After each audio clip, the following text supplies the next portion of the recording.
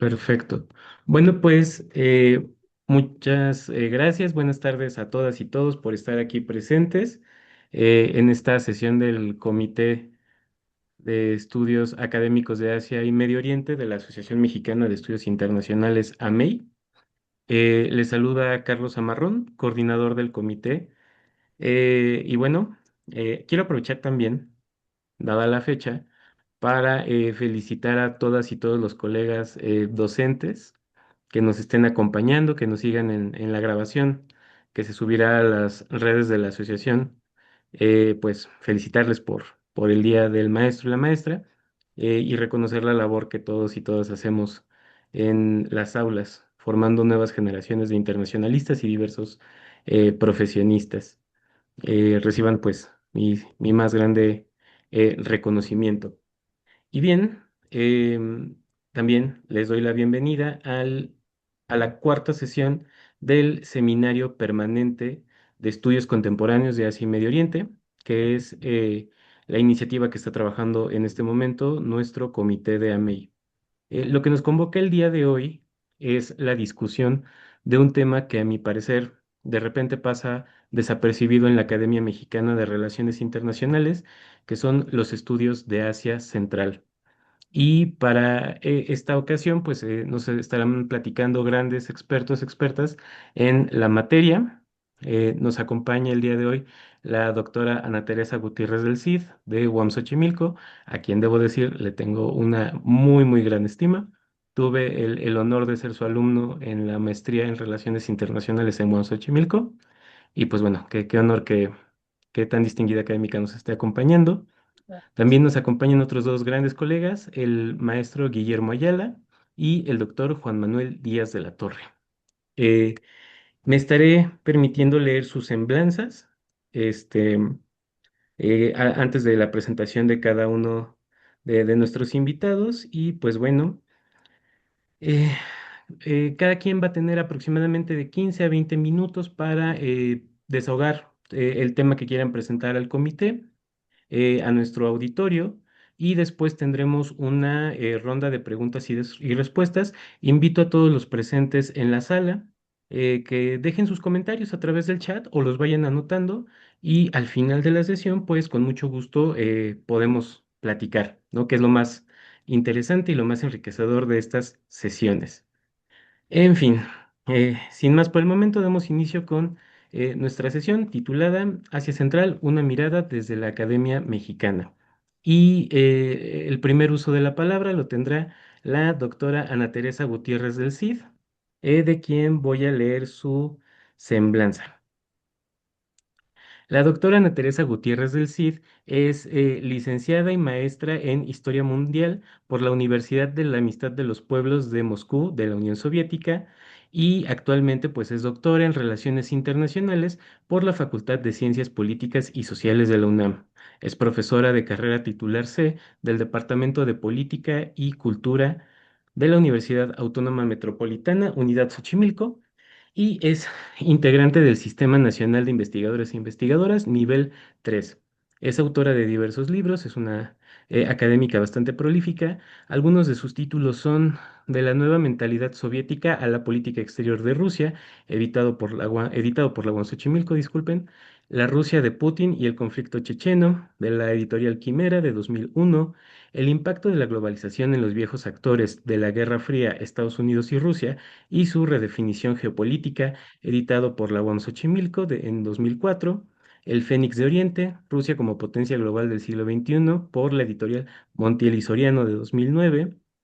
También es autora de El regreso de la geopolítica, Rusia y la reconfiguración del poder mundial, editado por la UAM en 2017, y El reposicionamiento de Rusia, su relación con la Unión Europea y Estados Unidos, el conflicto en Ucrania, de la editorial Generis Publishing de 2022. Bien, doctora, tiene el uso de la palabra. Adelante. Ay, bueno, pues primero que nada, un agradecimiento. Agradezco mucho la invitación al maestro Guillermo Ayala Lanís y un gusto también estar acá y agradezco mucho tus palabras, Carlos. Me siento muy gratificada y un gusto verte otra vez. Y bueno, igual saludos al doctor Juan Manuel Díaz de la Torre. Y bueno, voy a compartir mi presentación con su permiso. A ver, en un momentito. Claro. Sí, un segundito.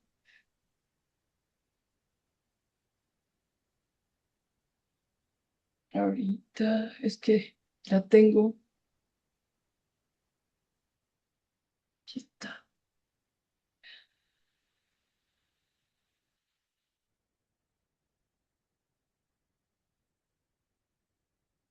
Ah, me dice que no se puede compartir. Que no se puede compartir. Ok, A listo, ver, ya tiene la autorización, doctora. muchas gracias. Perfecto. Ya. Muy bien. Bueno, voy a hacer grande la presentación. Bueno, primero que nada, pues la visión de este importante evento, del cual pues Carlos es coordinador de este comité de AMEI.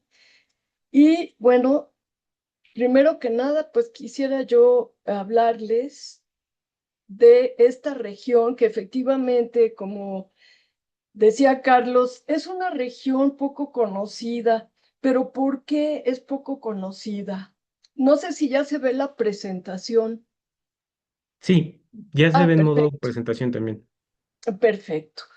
Pues es una región poco conocida porque era parte de otro país, de un enorme país que era la Unión Soviética, y obtuvieron ya su independencia en 1991 a raíz de la caída de la Unión Soviética.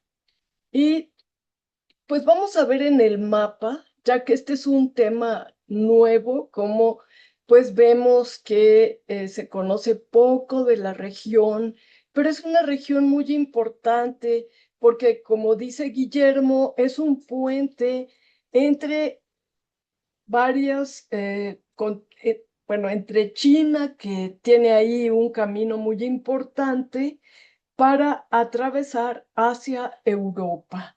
Entonces, vean ustedes, es el país más grande que ven acá es Kazajstán. Y después tenemos otro país que es Uzbekistán, es el más poblado. Tenemos otro que es Turkmenistán, del cual casi no se oye porque es un país muy aislacionista, pero en el área es el mayor productor de gas. Kazajstán de petróleo. Tenemos al pequeño Tayikistán y a Kirguistán.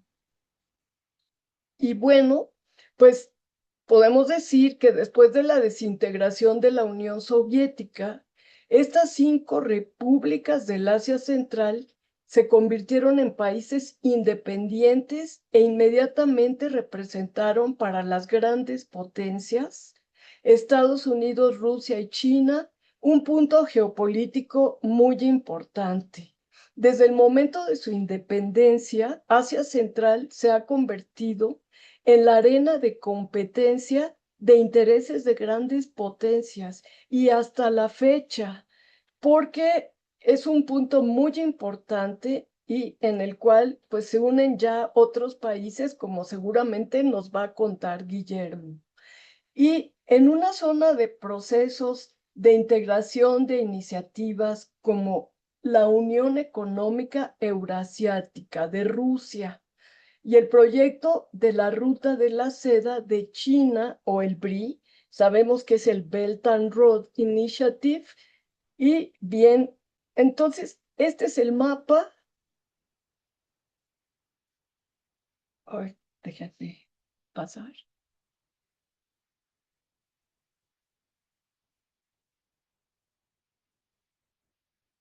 Paso acá. No, Carlos, fíjate que no me deja pasar a la siguiente. No sé a qué Es, se debe.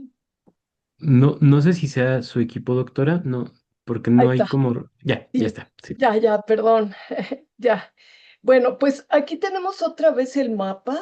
de Kazajstán y todos los demás que les decía. Y vean, en el sur está Afganistán. Y bueno, pues Estados Unidos, después de la desintegración soviética, empezó a tener un gran interés en la zona y incluso trazó una estrategia para atraer a estas repúblicas desde, pues, prácticamente la desintegración soviética. Esta estrategia se denominó Proyecto de la Gran Asia Central, que además incluía como parte fundamental a Afganistán. El proyecto de la Gran Asia Central promovía los intereses de Estados Unidos en la zona e intentaba crear un modelo atractivo de desarrollo para las sociedades musulmanas, porque bueno, estos países son musulmanes, pero además son laicos, o sea, la mayoría de los habitantes son musulmanes, pero el Estado es laico. Y bajo la óptica de la Gran Asia Central, se proponía luchar contra el terrorismo, construir una infraestructura en una base nacional regional, de manera que Estados Unidos pudiera utilizar su presencia en esta región para responder a las crisis en zonas próximas como el sur de Asia y el Medio Oriente, y asegurar que ningún estado externo al área dominara la región y los recursos naturales.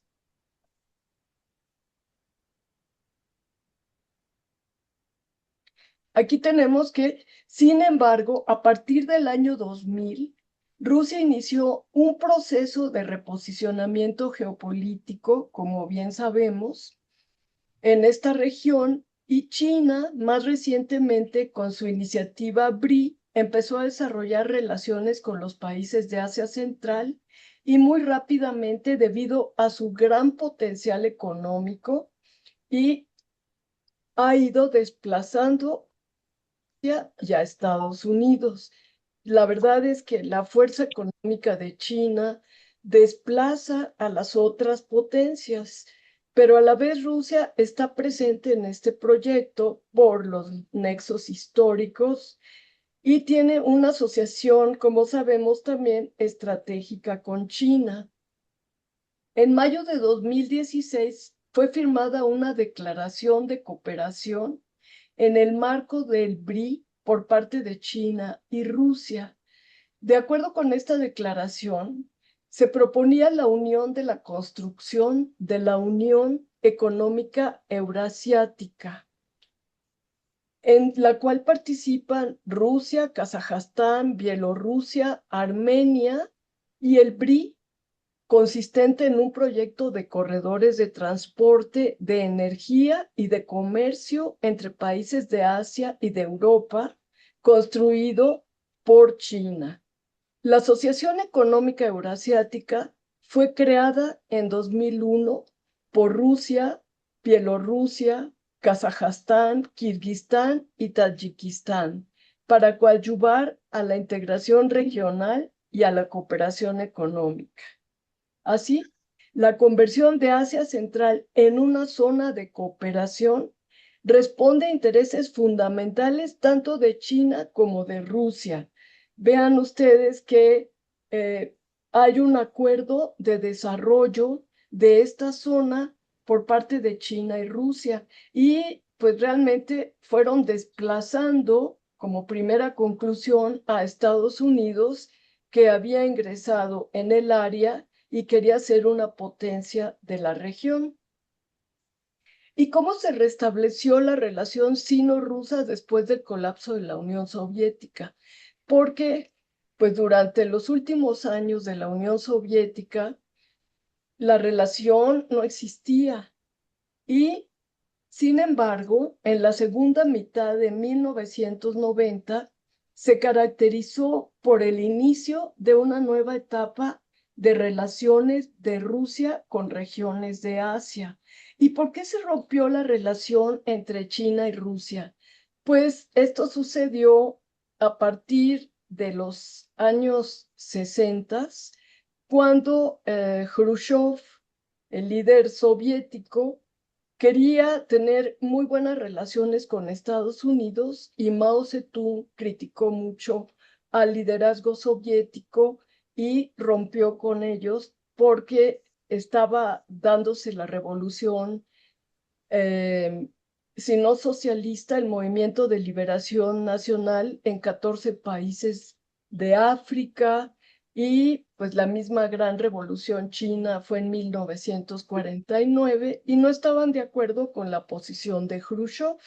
Sin embargo, ya casi en la desintegración soviética, Rusia entendía la necesidad de volver a tener una buena relación con China.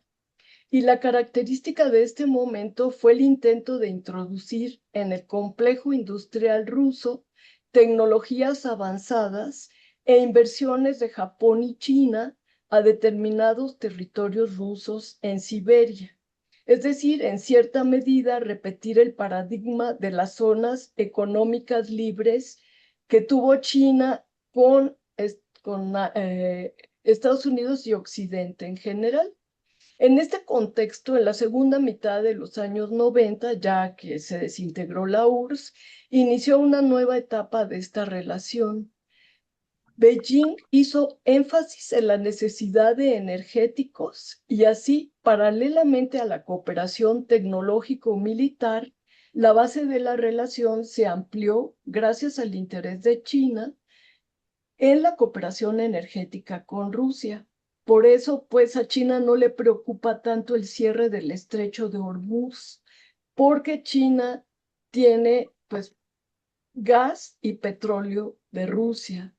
La segunda etapa de desarrollo de la relación bilateral con la región del norte de Asia, que inicia en el año 2000, encabezada por el presidente Vladimir Putin, puede considerarse vigente hasta la actualidad. En esta etapa, el gobierno ruso ha intentado política y económicamente regresar a la región de Asia-Pacífico en general y principalmente se concentra en el vector chino. Esta política se lleva a cabo considerando determinados intereses geopolíticos y se basa en el uso de una serie de recursos, sobre todo los energéticos, es decir, utilizar su potencial energético para volver a tener presencia en Asia y superar el colapso terrible que tuvo después de la desintegración soviética. La estrategia de Rusia hacia el oriente de Asia consiste en la puesta en práctica de tareas para la creación y desarrollo de los factores de asociación bilateral con China, Corea del Norte y del Sur, Japón y Mongolia. Algunos de estos puntos de cooperación ya son estables, como la Asociación Estratégica Sino-Rusa, y otros solo inician, como la relación ruso-japonesa.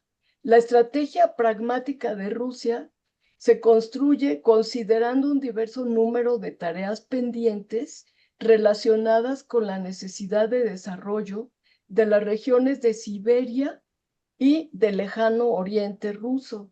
Y la esencia de esta estrategia consiste en poner al servicio las asociaciones con los países de Asia del Norte, sobre todo con China, de las tareas regionales y geopolíticas de Rusia, para convertirlas en la locomotora del desarrollo del LOR, o lejano oriente ruso, y de Siberia, e integrar estas regiones al sistema económico de la región.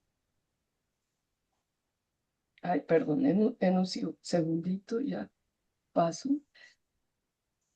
Ahí está. Bueno, aquí tienen al territorio de Rusia con parques tecnológicos, y todo esto se engloba en la relación de Rusia con China, y por lo tanto no podemos decir que haya una competencia entre Rusia y China en el Asia Central, sino que Rusia ve a China como un proveedor de muchos recursos e inversiones, y China ve a Rusia como la que oferta gas y petróleo.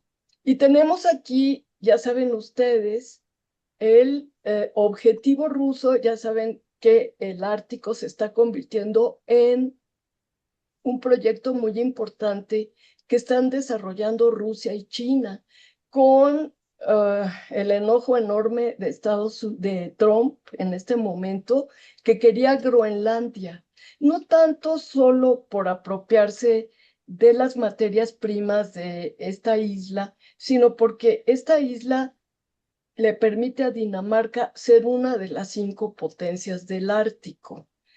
Pero en realidad, pues aquí hay un gran proyecto de crear la ruta marítima de la ruta de la seda, y por lo tanto es muy importante esta relación entre Rusia y China. Según expertos rusos en el tema, aún en 2003, Rusia no podía definir totalmente su relación con China y por lo tanto aún se estaba definiendo en esta época.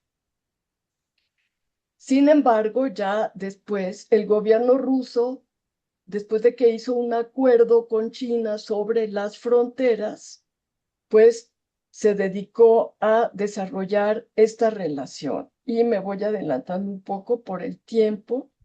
Aquí tienen ustedes, bueno, la zona. Y desde el año 2006, el gobierno ruso se ha esforzado por definir con precisión el vector de su política exterior hacia China. Así ha habido una evolución y una revalorización del factor chino en la política exterior de Rusia. Y la diplomacia rusa, desde entonces, fue instruida con los resultados de estos análisis de los expertos en política sino-rusa, lo que trajo como consecuencia que en el plano internacional se sustituyera una relación formal y declarativa por una interacción sino-rusa de acción conjunta. Tenemos así que esta nueva relación consiste en el objetivo conjunto de balance e incluso resistencia por parte de los gobiernos de China y Rusia con respecto al proyecto geopolítico estadounidense. Es por eso que cuando ya estaba Estados Unidos en la zona con bases en Kirguistán y en Uzbekistán, repúblicas del Asia Central, declararon que era importante que salieran de esta zona, y ambos lo lograron porque pues ya no hay bases estadounidenses en Asia Central más que una junto con otra base rusa en Kirguistán. Así, ¿cuál es la estrategia china en Asia Central? La desintegración de la Unión Soviética llevó a cambios fundamentales en el espacio geopolítico de Eurasia. China, Rusia, Irán y Afganistán, que tienen fronteras con los países del Asia Central, también se enfrentaron a una cambiante situación geopolítica. La región autónoma china de Xinjiang, que es muy importante porque allí viven los uigures, una etnia que no es Han en China, y que Estados Unidos intenta que tenga un proceso de levantamiento en contra del gobierno chino. Y además esta etnia y esta provincia de Xinjiang tiene frontera común con Kazajstán, Kirguistán y Tayikistán. Por lo tanto, pues a China le interesa mucho que a través de estos países no haya rebeliones que puedan influir en Xinjiang, por lo que a inicios de los años 90, la cuestión clave en la agenda china era la estabilidad de Xinjiang y la regularización del conflicto con Rusia y las repúblicas del Asia Central. Como consecuencia, las cuestiones energéticas, el impulso al comercio a través del camino de la seda y la lucha contra el terrorismo, el extremismo religioso y el narcotráfico se convirtieron en factores muy importantes para China. China en los últimos años ha podido desarrollar lazos fuertes con las repúblicas de Asia Central y superar las anteriores definiciones sobre los conflictos fronterizos, la amenaza del terrorismo, el nacionalismo étnico y el extremismo religioso. Y pues vean ustedes los ductos de transporte de petróleo que van por Kazajstán y cómo también tienen pues ramificaciones con Rusia. Y bueno, estas en azul son las existentes y las exteriores pues son las de Rusia y hay planeadas también planeados ductos para abastecer. Y bueno, aquí es muy importante porque fíjense, como está bloqueado el estrecho de Hormuz en este momento por Estados Unidos, entonces Irán lleva su petróleo a través del mar Caspio y tiene por acá una estación con Kazajstán, con Rusia, por aquí, todos son parte, o sea, tienen una parte de el mar Caspio. Y por lo tanto, la cooperación entre China y Rusia en esta área es fundamental. Aquí tienen la provincia de Xinjiang en China, que le ha dado dolores de cabeza a los gobernantes chinos. Aquí está el Tíbet también. Entonces, en el pensamiento estratégico chino se le da mucha importancia a la periferia del país y a la seguridad y al bienestar económico de su población. La garantía de la paz y la integridad y estabilidad fronteriza a través del fortalecimiento de la buena vecindad y amistad. Por eso les interesa muchísimo tener buenas relaciones con Rusia y con las repúblicas colindantes con China, las repúblicas del Asia Central. Por lo tanto, la estabilidad de la frontera de la provincia de Xinjiang es un factor importante que define la política de China en Asia Central. En Xinjiang, la etnia uigur ha luchado por su autonomía e independencia, pero con bastantes recursos políticos y económicos de Estados Unidos. Y los uigures que viven en Kazajstán, Tayikistán y Kirguistán tienen fuertes vínculos con sus contrapartes en Xinjiang. De ahí que China cuide tanto su relación con las repúblicas del Asia Central. Y bien, seguimos con esto. Tenemos entonces que a inicios de la desintegración, poco después de la desintegración de la URSS, empezó, como sabemos, una gran expansión al este de la OTAN, que constituyó un factor más de influencia sobre las iniciativas políticas de Pekín en Asia Central. Además, los cambios de régimen auspiciados por Estados Unidos y países de Europa contra gobiernos que no tenían orientación pro-occidental en el espacio exsoviético, como por ejemplo la Revolución Rosa en Georgia en 2003, la Naranja en Ucrania, que fue previa a Zelensky, mucho antes de Zelensky. Zelensky llega al poder hasta mucho después y del golpe de Estado también, que fue en 2014 al presidente Yanukovych. La revolución de los tulipanes en Kirguistán en 2005, que resultó un intento fallido, y después la de Maidán, que es esta sí, donde llegó poco después Parashenko y luego Zelensky, crearon gran preocupación en Pekín. Por ejemplo, en Uzbekistán, que es una gran república, como les decía, la más poblada, existieron los sucesos de Andijan, en donde también por medio de una revolución de colores querían sacar del poder a Islam Karimov, que era el presidente en ese momento, y poner un gobierno mucho más pro-occidental. pero China y Rusia apoyaron al entonces presidente de ese país, y China fue el primer país que el presidente Karimov visitó después de los sucesos de Andiján.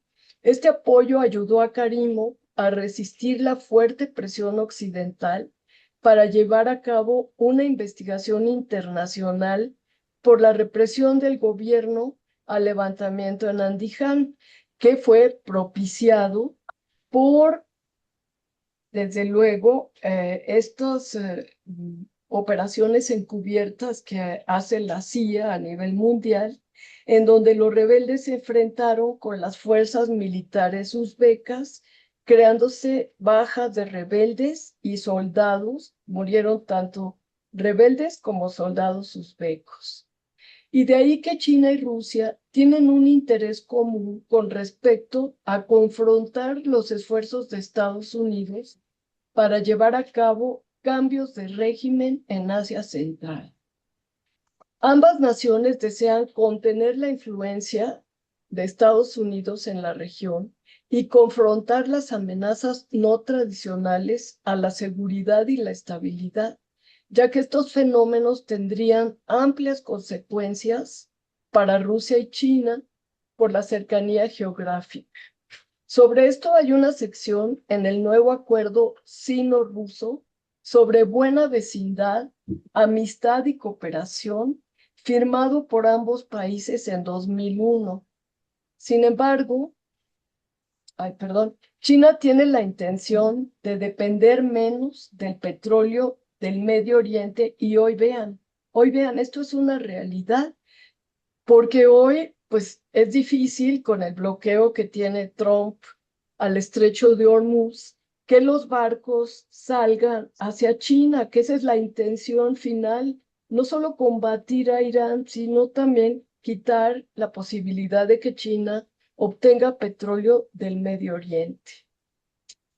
Y por lo tanto, la estrategia de desarrollo energético en Asia Central, auspiciada por China, constituye una parte importante de la estrategia energética de este país. Los países de Asia Central también están interesados, obviamente, en el apoyo de China. ¿Sí? ¿Ya? ¿Tiempo? Frijol. No, alguien tiene el micrófono abierto. Ah, ok. Ya, Muy ya lo silenciamos.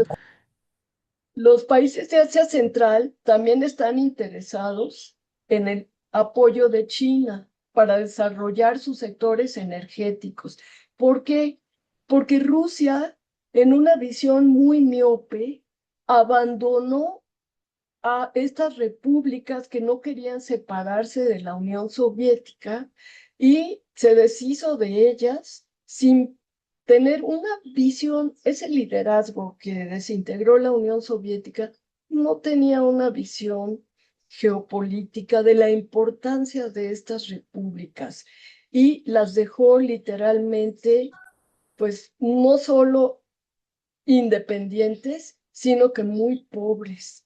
Por eso China ha venido a llenar este espacio y ha realizado grandes inversiones en rubros como Petro Kazajstán, en Turkmenistán, en la compañía Neftegas y también en Neftegas de Uzbekistán. Entonces ya ven ustedes, pues China aprovecha este espacio que el liderazgo ruso no supo conservar.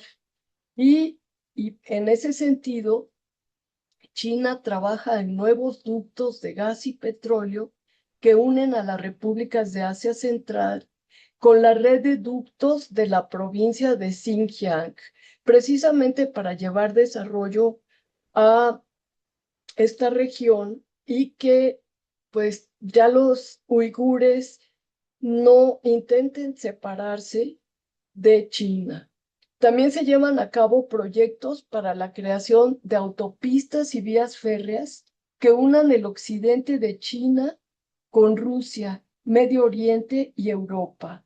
Esto significa que los intereses de China en lo que va del siglo XXI se han ampliado de cuidar la estabilidad y la paz en su región fronteriza a buscar la seguridad energética en una región mucho más cercana y pacífica que los países del Medio Oriente. Y pues vemos que la realidad les ha dado la razón.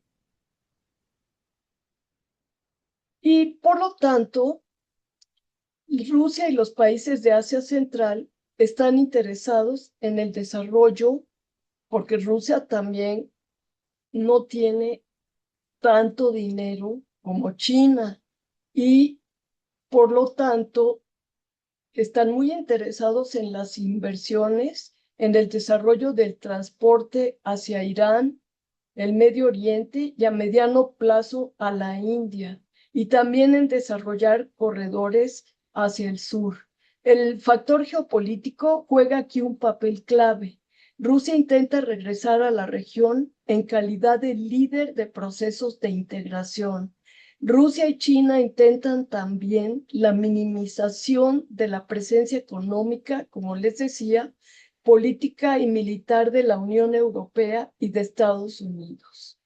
A pesar del colapso de la Unión Soviética y la creciente influencia económica de China en Asia Central, hay que tener también presente que Rusia sigue manteniendo un papel sustancial en la región a través de una combinación de convenios energéticos, culturales y nexos militares, que son muy profundos para que China pueda cambiarlos en el corto y mediano plazo.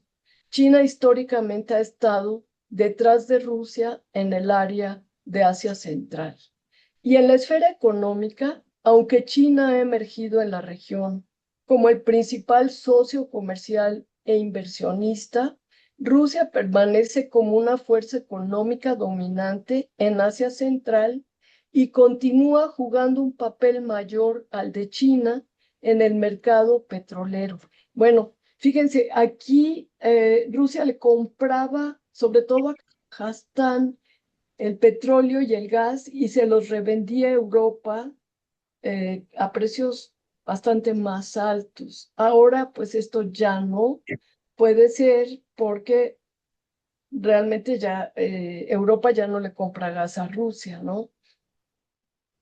Y por lo tanto, los dos mayores oleoductos con una capacidad de exportación de 1.42 millones de barriles diarios llegan al territorio ruso a Novorossiysk y a Samara. Pero bueno, debido a la situación de que ya no le puede vender a Europa gas, pues Rusia ha creado dos nuevos oleoductos hacia China, el Fuerza de Siberia 1 y en construcción Fuerza de Siberia 2. Y bueno, Tayikistán importa el 90% de su consumo de petróleo de la Federación Rusa. Kirguistán importa el 92% también de Rusia. Uzbekistán, el país mayor poblado de Asia Central, con 28 millones de habitantes, consume el gas que produce y el sobrante, más del 50%, lo exporta a través de Rusia. Así, la preponderancia económica de Rusia en la zona todavía es muy fuerte, dado que Rusia recibe mucha migración de estos países, cerca de 1 millón de ciudadanos kirguisos y más de 1 millón de tayikos, casi la mitad de la fuerza de trabajo de ambos países, trabajan en Rusia.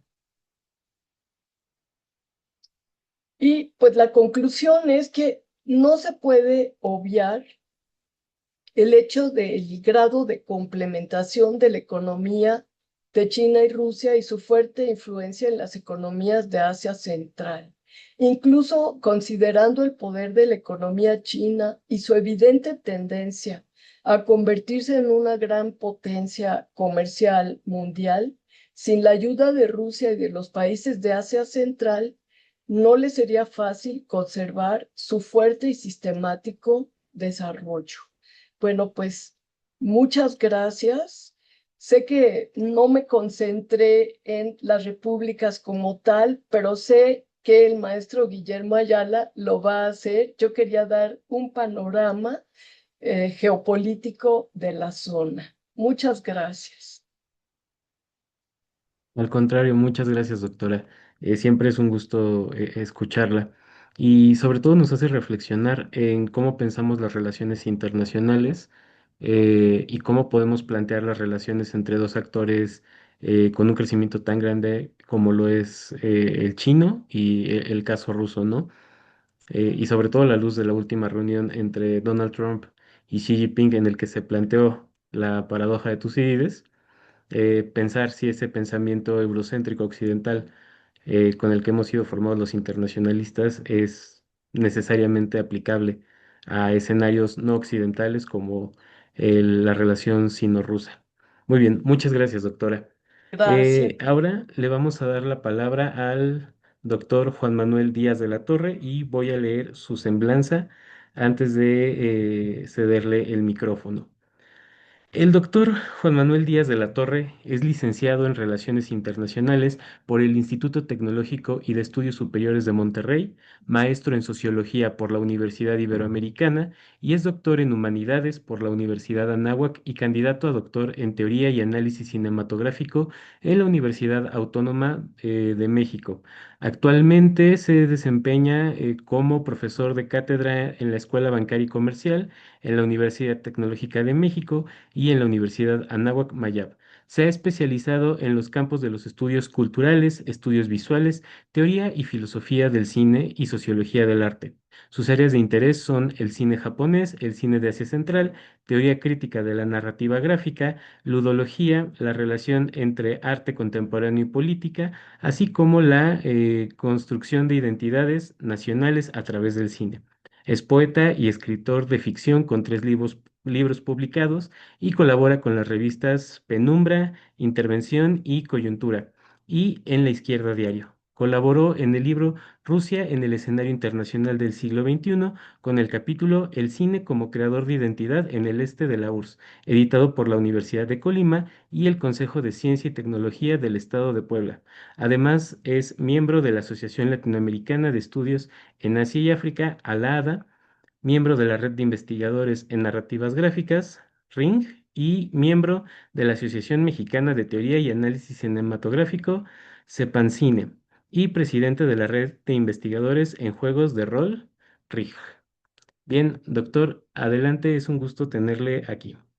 Muchas gracias. Bueno, gracias por el espacio a Memo, a Ana y a ti, Carlos. Y bueno, voy a pasar a compartir mi presentación. Entonces, ok. Ahí se ve la presentación. ¿Sigue cargando? Mm. Listo, ya nada más falta ponerla en Ok. modo pantalla completa. Ok, si me puedes apoyar con el tiempo, por favor, porque como voy a estar con la Sí, presentación. Muchas gracias. perfecto. ¿Te parece si te aviso 5 minutos antes? Mm, Perfecto, Ok, de gracias. acuerdo. Bueno, de nuevo, gracias por el espacio, por el tiempo y por los y las asistentes. Felicidades por el Día del Maestro y la Maestra. Entonces, bueno, voy a empezar y como ya se mencionaba, pues una de mis áreas de especialidad tiene que ver con cómo se construye la identidad nacional a partir de la cultura audiovisual, particularmente cine y a últimas fechas series audiovisuales, streaming, etcétera. Y bueno, algo que en realidad, si ya lo comentaba la doctora Gutiérrez, Asia Central no es muy conocida. Bueno, el cine de Asia Central, peor tantito, ¿no? Entonces, esto es un tema que yo he estado trabajando sobre cómo el cine de Asia Central en su generalidad, pero particularmente en Kazajstán, ha servido como constructor de identidades desde tiempos de la Unión Soviética, ¿no? Partiendo de un proyecto de audiovisual, ¿no? Podemos ver las cartas de Lenin, del propio Anatoly Lunacharsky, ministro de Cultura en la época, en los 20, sobre cómo el cine no nada más iba a ser un instrumento pedagógico en ambientes donde pues primordialmente teníamos poblaciones analfabeta, sino inclusive un instrumento para continuar la revolución proletaria, ¿no? Entonces, algo que inclusive el gran director Eisenstein o Giga Vertov, ¿no? Gran documentalista, pues van a tener o van a continuar con esta idea de la cámara como instrumento de la revolución, ¿no? Como toma de conciencia por parte del proletariado. Y bueno, ahora me voy a centrar porque pues al final el cine soviético y el cine kazajo ya en el periodo independiente es muy extenso. Me voy a centrar más en lo que yo he llamado el cine épico o el cine histórico épico, y cómo el gobierno ha tratado de construir una conciencia nacional a través de tomar estas ficciones, ¿no? En el caso particularmente de la película Nómada o El Guerrero de 2005, que hasta la fecha sigue siendo la película más taquillera kazaja. Este, Curiosamente protagonizado por un mexicano, por Kuno Becker, actor mexicano, que esto, claro, tiene que ver con una cuestión que en los espacios postsoviéticos, pues ya no querían televisión rusa, entonces Televisa fue una gran solución a esto, televisión barata, cine barato.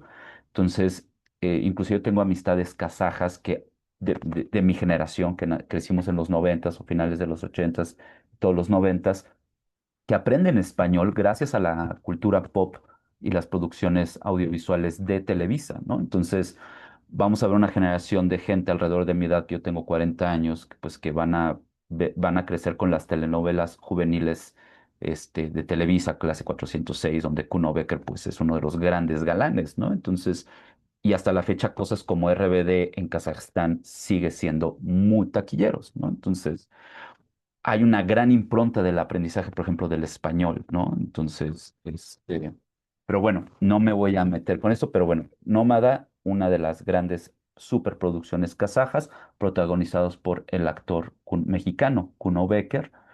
Entonces, bueno, parto de la idea de la teórica del cine Linda Williams, en donde menciona que el género cinematográfico es un laboratorio ideológico en donde una sociedad se reconoce a sí misma. ¿Esto qué quiere decir? Que el cine, en general, todos los productos estético-culturales, pero por considerarse que el siglo XX es profundamente audiovisual, y en gran medida el cine es, digamos, la gobernante de la producción estético-cultural a lo largo del siglo XX y todo lo que lleva el siglo XXI, aunque bueno, esto va a ser cambiado con la noción de la cultura de las series. Ya la serie como que ha destronado al cine como el gran referente social y cultural en las conciencias de los sujetos sociales, pero bueno, en el siglo XX y todo a principios del siglo XXI, pues el cine todavía tiene este lugar preponderante. Entonces, una sociedad se reconoce a sí misma y reconoce su historia y sus orígenes a través del cine, ¿no? Estados Unidos tuvo el western, ¿no? Desde los 40 hasta los 60 como como esta maquinaria que crea su conciencia social, su gran mitología, el gran origen estadounidense mítico tiene que ver con el western, con la conquista del oeste. En México, nuestros referentes van a ser Pedro Infante, Jorge Negrete, el gran cine de oro, etcétera, el charro como arquetipo de la masculinidad mexicana, etcétera, ¿no? Bueno, pues algo así va a empezar a andar a partir del 2000 el cine kazajo, pero con la reconstrucción histórica, sobre todo esta idea de la nacionalidad nómada, ¿no? La identidad nómada como gran rector del mito histórico kazajo, ¿no? Entonces aquí pues tenemos las dos grandes épicas, que no son las únicas, pero han sido las más exitosas, Tomiris y Nómada, ¿no? Y los dos retratando a dos grandes figuras cuasi históricos, cuasi míticos, ¿no? La reina Tomiris que se levanta en contra del reino de Darío II para proteger, digamos, la estepa, y Nómada que retrata los primeros años del personaje de Altai Khan, ¿no? Uno de los grandes líderes de los canatos nómadas medievales, ¿no? Entonces, ya lo mencionaba, ¿no? El épico histórico moviliza los cuerpos heroicos, esta idea de, claro, mi origen está en la identidad nómada, ¿no? Eso es un poco el cálculo o que está buscando primero el gobierno de Nursultán Nazarbayev y que ha continuado ahorita con Tokayev a partir de la sucesión presidencial, ¿no? Esta idea de nosotros tenemos un pasado más allá de lo soviético e inclusive lo vamos a ver con otro tipo de producciones en donde lo soviético se va a denigrar, va a ser una cuestión como de lo soviético nada más nos dejó penurias, lo ruso es la imagen del colonizador. Entonces nosotros tenemos una herencia más allá de lo ruso y tenemos que recuperarla, ¿no? Entonces, por ejemplo, aquí tenemos pues, uno de estos efectos de las grandes políticas kazajas, que es el cine, bueno, hasta ahorita es el festival de cine más grande de Kazajstán, el Festival de Cine de Acción de Astana. De hecho, el primer festival dedicado al cine de acción, que inclusive como turismo cultural, le ha redituado bastante a Kazajstán. Y pensando que inclusive se hace en más o menos alrededor de las fechas, por lo general es un poco antes del festival, digo, del aniversario de la capital, ¿no? Entonces, también inclusive hay un posicionamiento ahí de festejamos con este festival, ¿no? Entonces, hay una suerte, digamos, de legitimación de quién es Kazajstán, el gobierno, a partir de la imagen de la recuperación del nómada como gran arquetipo histórico, como el gran héroe que conquistó la estepa, y una suerte, digamos, de herencia ahí de estos grandes canatos, de los grandes canatos nómadas, como la Horda Dorada, el canato kazajo, etcétera, ¿no? Y esos son los grandes referentes que van a servir como mitos unificadores, ¿no? Entonces hay una construcción o un intento de construcción entre las tribus nómadas, ¿no? Sobre todo medievales, e inclusive en algunos casos desde la antigüedad, ¿no? Pensando en que hay una recuperación, por ejemplo, de la figura del imperio escita, ¿no? Hasta como gran origen del pueblo kazajo, ¿no? Entonces, en este sentido, el cine se vuelve un dispositivo de construcción de nation building, ¿no? De la construcción de la nación, ¿no? Aquí tenemos, por ejemplo, otra de las grandes producciones, ¿no? Que es una serie de películas que se llaman Canato Kazajo. La primera es esta que está en el póster que se llama el Trono Dorado. La segunda se llama La Espada de Diamante y retratan estos grandes gestas heroicas que tratan de conectar. Pero es muy mañoso porque se salta en el periodo soviético, ¿no? Entonces, inclusive un poco desde la conquista zarista, ¿no? Porque no podemos olvidar que, por ejemplo, el Kanato de Jiva se vuelve protectorado por primera vez, no directamente de la Unión Soviética, sino de la Rusia zarista, ¿no? Entonces, desde ahí hay una conexión. Entonces, todo este periodo de colonización rusa, un poco se lo van a saltar, ¿no? Entonces, prácticamente tenemos cine que retrata el gran pasado glorioso nómada y luego nos saltamos a lo que va a ser el drama de la vida cotidiana ya en Kazajstán independiente, ¿no? Entonces, pues tenemos estas gestas que tienen que ver con los seres fundacionales, las genealogías tribales, esta idea de que Kazajstán está directamente conectada con, por ejemplo, el Kanato kazajo, sí, el Kanato kazajo, la Horda Dorada, la Horda Azul y todos estos reinos turco-mongoles, ¿no? Porque no podemos olvidar que en realidad no son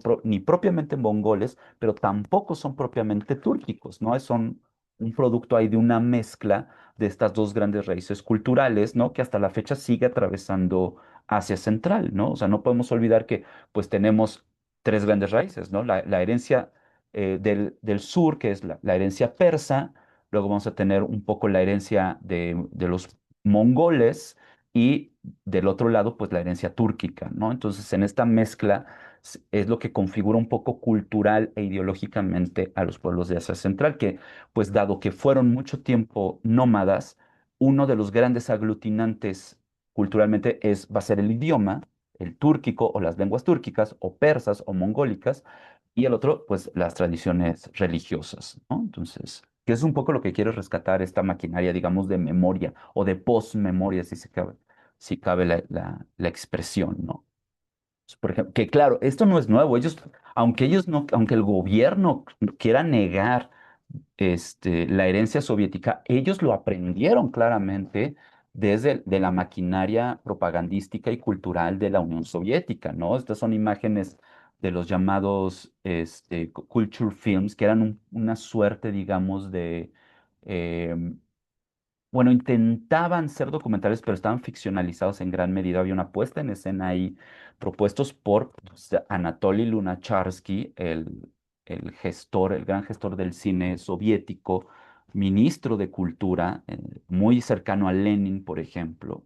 ¿no? Entonces, y que va a encargar a Giga Bertov y luego a Eisenstein hacer un tipo de documental para darle a conocer al ruso de Moscú y de San Petersburgo todos estos pueblos que integraban la Unión Soviética, ¿no? Entonces, y claro, esto viene como parte de una serie de políticas públicas que se llama Korenetsitsatsiya, que tiene que ver con la celebración de las identidades culturales, que tiene que ver con esta idea que tiene Lenin como la revolución, o digamos las autonomías y las independencias de las diferentes etnias y de las identidades culturales es el siguiente paso de la revolución bolchevique, ¿no? Primero estos pueblos tienen que ser independientes o al menos autónomos para luego que ellos mismos generen su propia revolución bolchevique, ¿no? Claro, esto va a desaparecer por completo cuando una vez que llega perdón, Stalin al poder y va a centralizar todo, ¿no? Particularmente con el primer plan quinquenal, ¿no? O sea, estamos hablando finales de los 20, principios de los 30. Pero ellos aprenden a hacer esta construcción identitaria a través de la imagen audiovisual gracias a los soviéticos, muy a pesar aunque a ellos no les gusta, ¿no? Entonces, pero sí hay una herencia o al menos un aprendizaje de cómo se hacen estas cosas, ¿no? Entonces, por ejemplo, bueno, pues tenemos esta idea de una mitohistoria, ¿no? Porque no podemos decir que esta construcción histórica es una construcción en los términos historiográficos, porque está atravesada por mucho mito y por mucha idealización, ¿no? Hay una mitologización ahí histórica, ¿no? Esta idea de Stephen Norris de la nacionalidad nomádica, ¿no? Que un poco va a trascender las fronteras, ¿no? Eh, entonces, la idea es que Kazajstán, como los otros 4 países que ya mencionaba la doctora Gutiérrez al final, pues se independizan y no cuentan con un registro histórico per se. Entonces, les toca hacer a ellos ese registro histórico, pero lo hacen muy, muy a propósito, tratando de digamos, alejarse de la percepción de la conquista colonial soviética, ¿no? Entonces, que aparte pues, lo vamos a ver también en el cine soviético, particularmente con el género del Western, ¿no? Que es un poco la respuesta al western, esta cuestión del lejano oeste, donde por lo general un soviético ruso va a llegar a Kazajstán, a Uzbekistán, a tratar de civilizar a los salvajes nómadas, ¿no? Va a haber una noción de lo nómada es lo salvaje, lo nómada es lo atrasado, el Islam también como marcador de barbarie, etcétera, ¿no? Y muchas de estas cintas van a tener como que el villano que va a ser un musulmán, un nómada, que está subyugando al pobre pueblo, proletariado, ¿no? De Uzbekistán y llega el héroe blanco ruso a liberarlos, ¿no? Entonces es un poco más o menos narrativas que van a tener desde los 20, 30 hasta los 50, 60, como con películas, por ejemplo, una de las grandes películas exitosas comerciales del cine ruso es el Sol Blanco del Desierto, ¿no? Que es de este género particularmente, ¿no? Entonces, bueno, pues tenemos un correlato de naciones jóvenes que buscan definir su identidad y lo hacen a través de tratar de hacer un pastiche de diferentes culturas y de diferentes identidades para tratar de hacer algo propio, ¿no? Este es el caso, por ejemplo, del hombre dorado, que es pues un vestigio arqueológico que aquí lo vemos, de Isik, más o menos del siglo IV antes de Cristo, o sea, civilización más bien escita, o tendría que ver más con la cultura escita, este, del 5, del 4, del quinto, del cuarto antes de Cristo, que yo diría que poco tiene que ver con Kazajstán, pero ellos lo retoman, ¿no? Vaya, como cualquier nacionalidad, ¿no? Como cualquier país, ¿no? Aquí tenemos a Kuno Becker, de hecho, en la película, no, que de hecho llegó aquí a México, pero pues un poco pasó de noche, ¿no? Entonces, la idea es construir la narrativa, construir una identidad nacional basada en esta herencia nómada, ¿no? Entonces, se vuelve el épico histórico, el gran género estatal patrocinado por el gobierno, a partir particularmente de Kazakh Film, que es el estudio cinematográfico que lleva existiendo desde el periodo bolchevique, ¿no? Entonces tenemos estos héroes fundadores, el paisaje, la estepa como el gran lienzo mítico, como esta idea de la libertad y todo esto que le vamos a ver cargados continuamente en el arte y en los productos estéticos culturales, ¿no? La idea de el caballo como máximo representación de la libertad, pero también de la masculinidad, la estepa como este gran fondo donde las gestas heroicas se llevan a cabo, ¿no?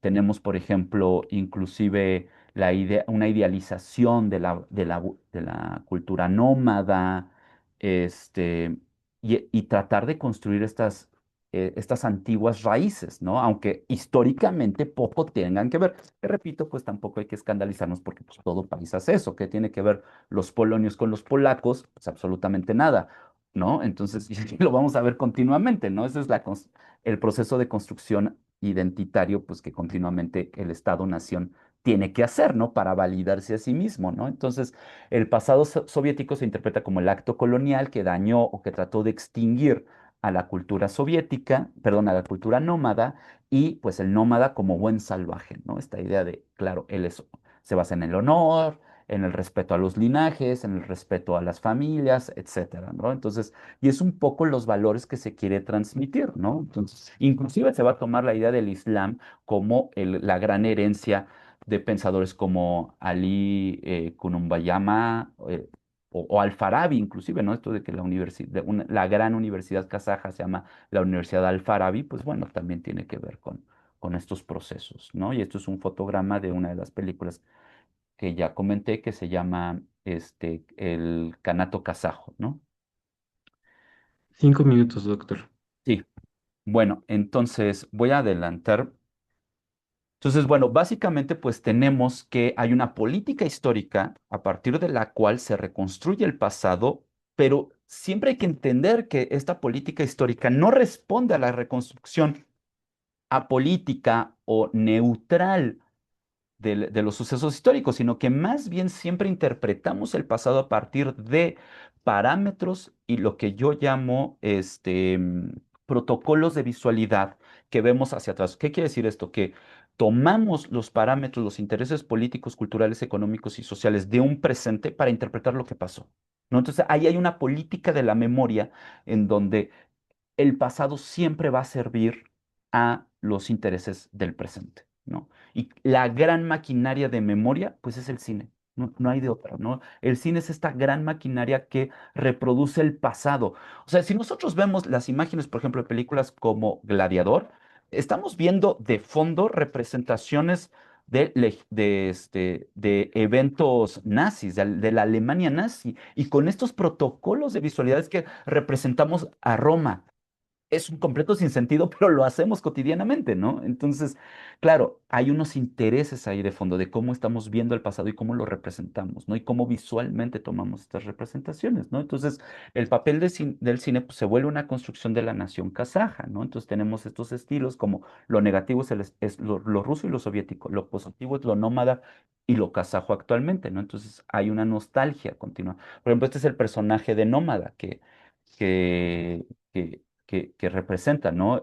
Altai Khan, que su vida está muy atravesada entre em, ficción y, y registro histórico.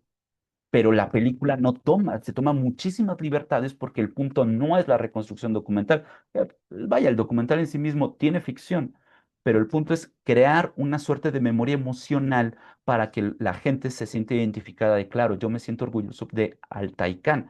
Y lo logró porque uno de los nombres de Altai Khan es Mansur, no es un nombre, digamos, de pila. Hubo una explosión de nombres a partir de 2005. Por ejemplo, una amiga, sus dos sobrinos, tiene dos sobrinos que se llaman Mansur, porque el nombre Mansur tuvo muchísimo éxito a partir de la bendita película, ¿no? Entonces, sí hay un éxito ahí. Aunque no son las películas más exitosas, sí hay un éxito. En el caso, por ejemplo, de Tomiris, pues es la idea de la fundación tribal, ¿no? En el caso de Nómada, contra Tomiris, la fundación ancestral, ya no es el reino tribal o nómada, sino de dónde venimos de la reina Escita, por ejemplo, ¿no? Que tampoco sabemos si realmente existió en estos términos, ¿no? Entonces tenemos a la gran madre casi casi del pueblo, de los pueblos de Asia Central contra el héroe masculino que los unificó. ¿no? Entonces tenemos la legitimación de una soberanía contra la unificación. Claro, Nómada está más hollywoodesca, ¿no? Es más hollywoodesca. La diferencia que tiene Tomiris, también tenemos que mencionar que Tomiris es de 2018-2019. Hay una mayor preocupación por la reconstrucción histórica y el atavío en donde vemos a la protagonista sí tiene hay una consulta de materiales arqueológicos, ¿no? Entonces eso también es importante, no es gratuito. ¿Por qué? Porque la verosimilitud de lo que estamos viendo se vuelve una validez para decir, ah, claro, esto sí es real. Entonces, ok, puedo reconocer que tal vez Nómada en 2005 es muy ficcional, pero Tomiris no, entonces yo le hago caso, me siento más identificado con Tomiris y valido más a la película porque tiene consulta arqueológica, ¿no? Tiene una consulta histórica. Entonces, bueno, quería a ver si me da tiempo de pasar los trailers, pero bueno, no importa, les comparto la liga ahorita por el chat, pero básicamente pues tenemos esta idea, ¿no? De cómo el cine se vuelve un mecanismo tanto de memoria como de nation building que sirve a los intereses del gobierno. Claro, esto no quiere decir que es la totalización absoluta del cine kazajo. Hay cine kazajo independiente, hay cine kazajo que trata de resistir digamos, estas grandes narrativas, pero si de por sí aquí en México es difícil de pronto llegar a ver estas películas que son las comerciales y son las superproducciones, que por cierto están en YouTube muchas de ellas, ¿no? Gratuitas, o en ek.ru como Mimbala, que también muestra una gran gesta heroica de el pueblo kazajo contra otro canato mongol colonizador, ¿no? Al final estas, digamos, cintas independientes o cintas de autor se vuelven más complicadas, pero están replanteando o buscan replantear desde otro lado la, tanto el mito histórico de Kazajstán como la identidad propia del pueblo kazajo. Pero bueno, hasta aquí lo dejaría. Muchas gracias por el tiempo y pues espero tus preguntas, comentarios y muchas gracias. Perfecto, muchas gracias, doctor. Sí, de hecho ya tiene una pregunta en el chat, la leeremos al final y ojalá también podamos destinar unos cuantos minutitos al final para ver esos trailers y también que nos comparta dónde podríamos consultar estas obras. Sobre todo porque es muy interesante estudiar cómo sociedades no occidentales tuvieron que adaptar sus prácticas estatales al modelo westfaliano de Estado-nación, ¿no? Siendo los pueblos de Asia Central parte de esta dinámica. Bien, ahora vamos a dar paso a la última ponencia de la sesión, a cargo del maestro Guillermo Ayala Alanís, a quien, por cierto, quiero reconocerle que él es el autor intelectual de esta mesa. Él es el que hizo favor de convocar a nuestros ponentes, proponer la temática, entonces todo mi reconocimiento y todo el crédito para nuestro estimado maestro Guillermo. Bien, voy a leer su semblanza. Guillermo Ayala Alanís es maestro en Relaciones Internacionales y licenciado en Comunicación Social, ambas por la UAM Xochimilco. Actualmente estudia el doctorado en Ciencias Sociales con especialidad en Relaciones Internacionales por la misma universidad y es miembro del Grupo de Estudios sobre Eurasia GESE desde 2022.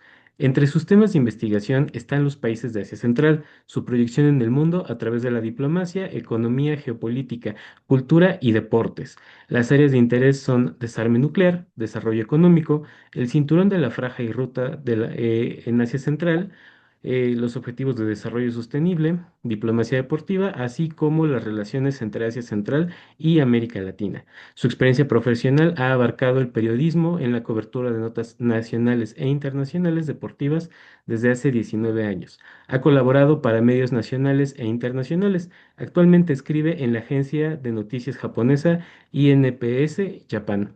Y aparte muy taquillero, el maestro últimamente ha sido muy solicitado para hablarnos de diplomacia deportiva de Asia Central en el contexto de la Copa Mundial. Estimado maestro, tienes la palabra. Muchas gracias. Bueno, pues muchas gracias, Carlos.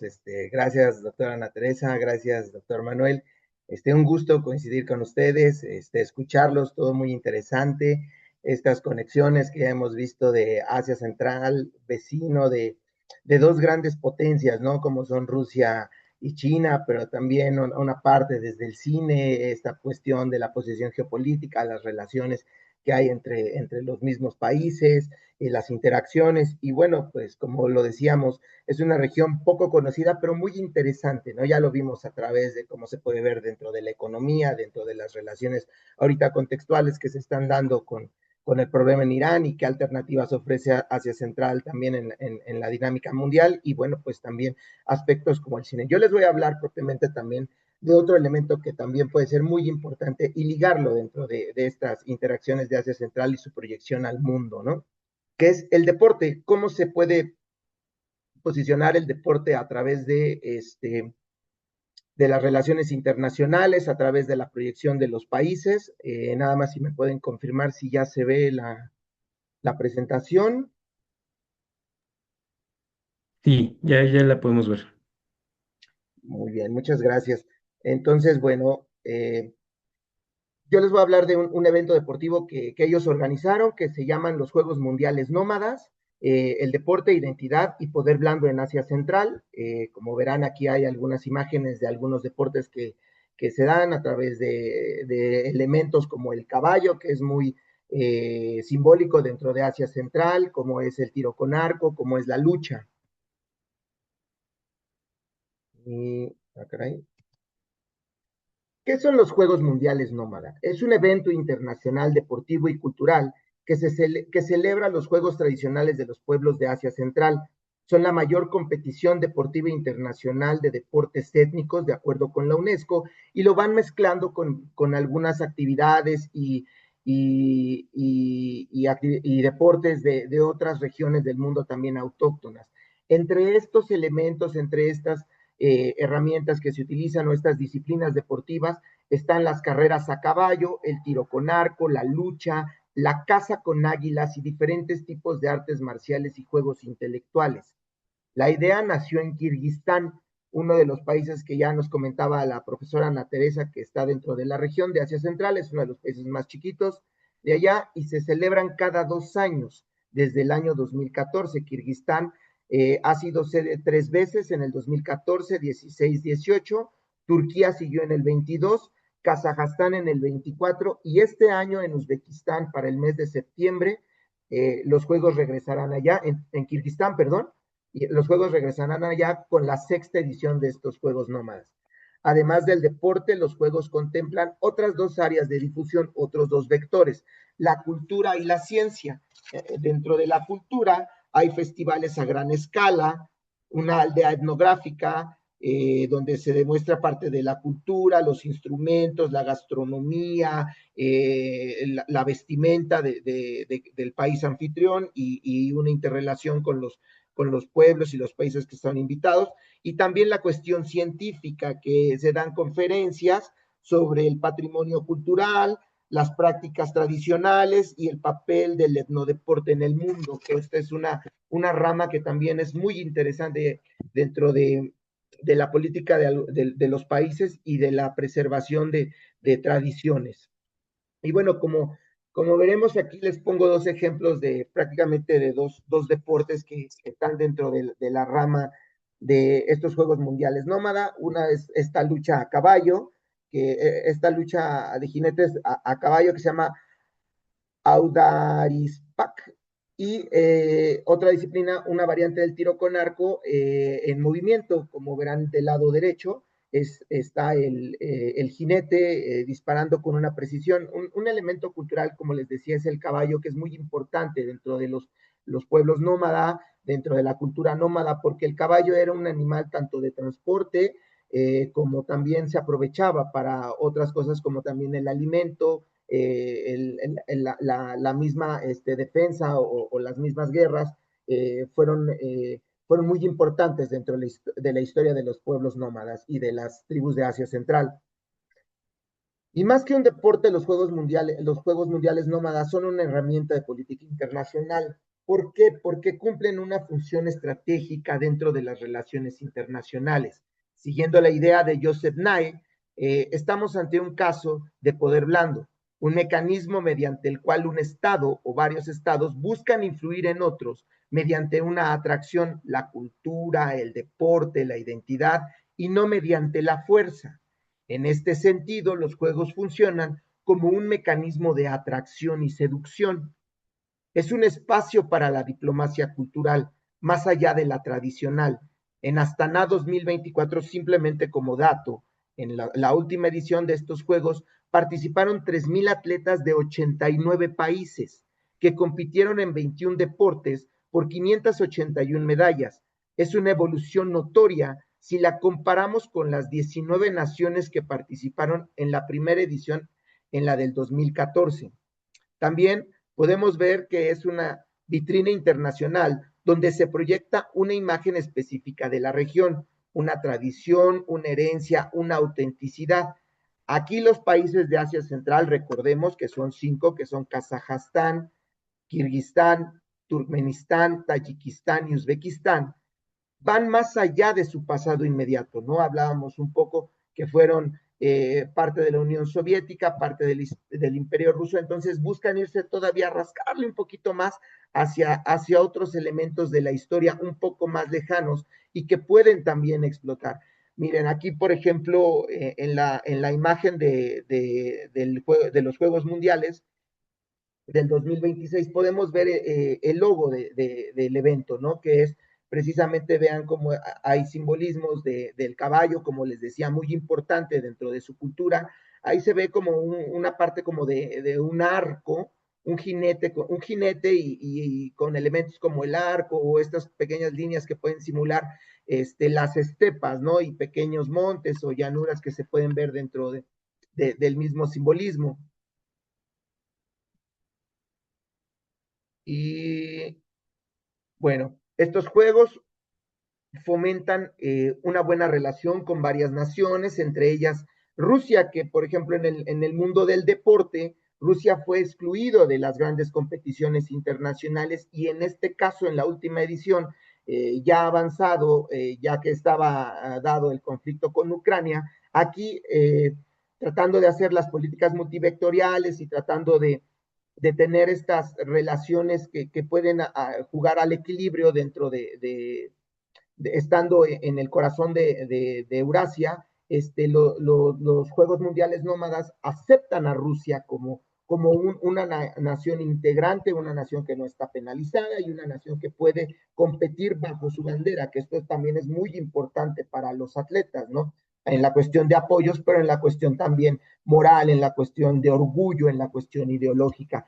Había algunas, ahorita que vi la presentación de la profesora Ana Teresa, había una zona del lejano oriente ruso que se llama Yakutia, y hay una delegación importante de atletas que llegaron de allá, o otra delegación que nutrió al equipo ruso fue la zona del Tartaristán, donde está la zona de Kazán, la ciudad de Kazán, que también tiene mucha vecindad y mucha relación con estas naciones centroasiáticas.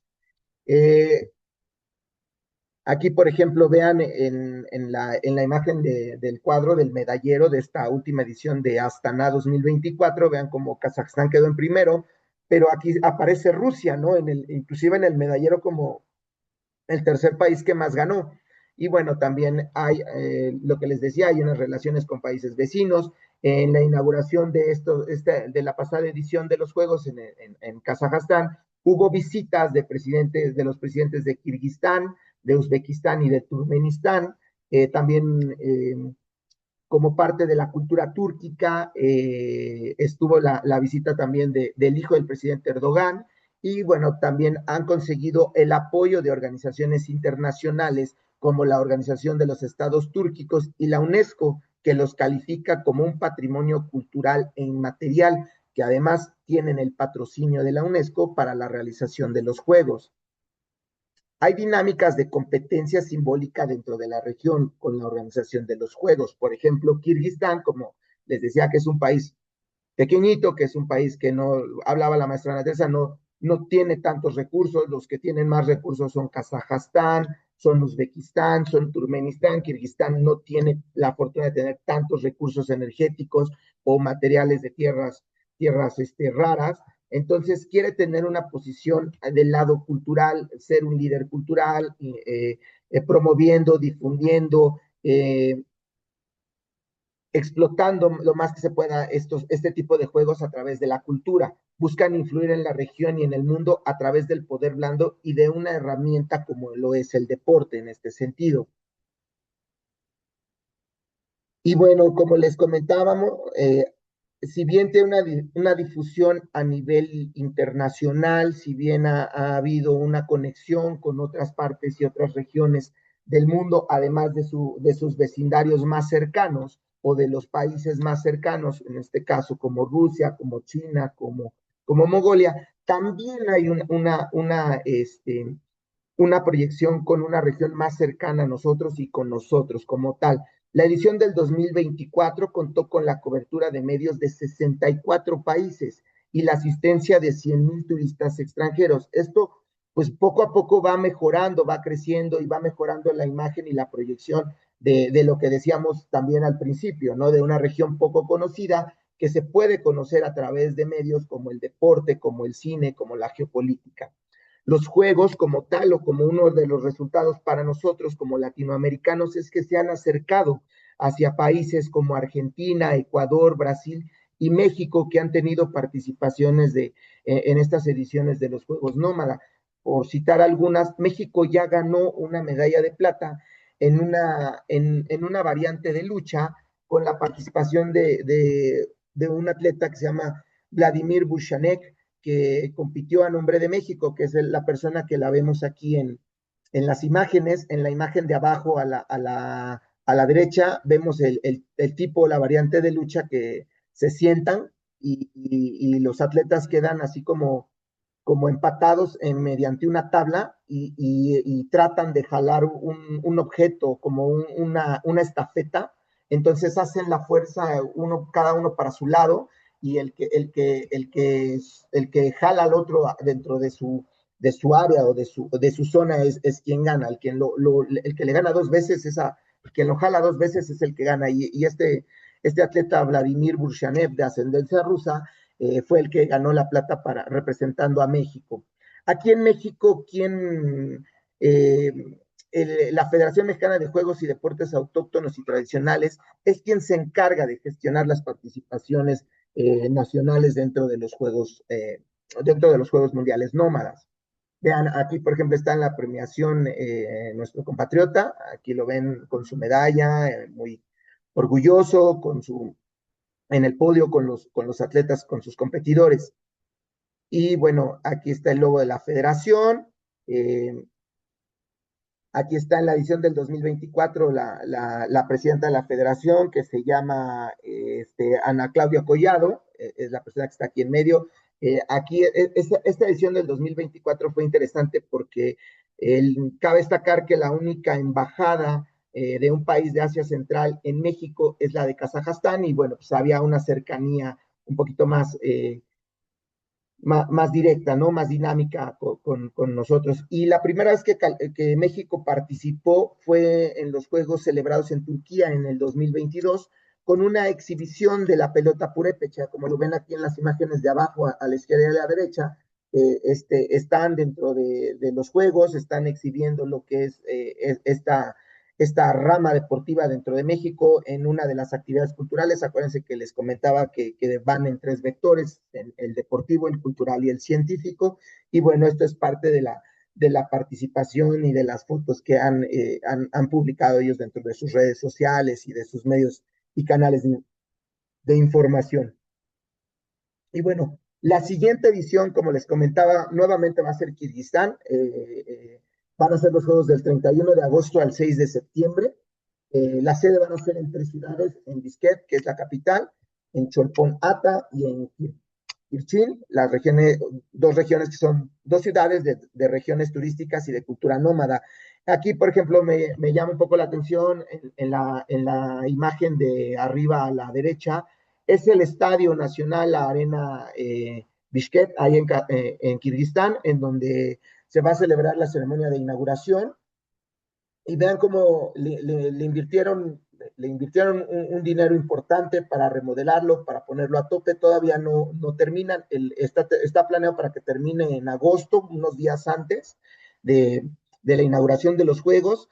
Vean cómo incluso me llamaba la arquitectura, cómo simula lo que se llaman las yurtas, que son la casa de las tribus, de los pueblos nómadas, que más se ven en la fotografía de abajo a la derecha, en términos un poco más reales, cómo son estas como casas de pueblos nómadas, o si lo queremos poner en un lenguaje más sencillo, estas casas como de campaña, ¿no? Que tienen ellos. Entonces el estadio tiene, asimilando esto, el color rojo, que la bandera de Kirguistán predomina el color rojo.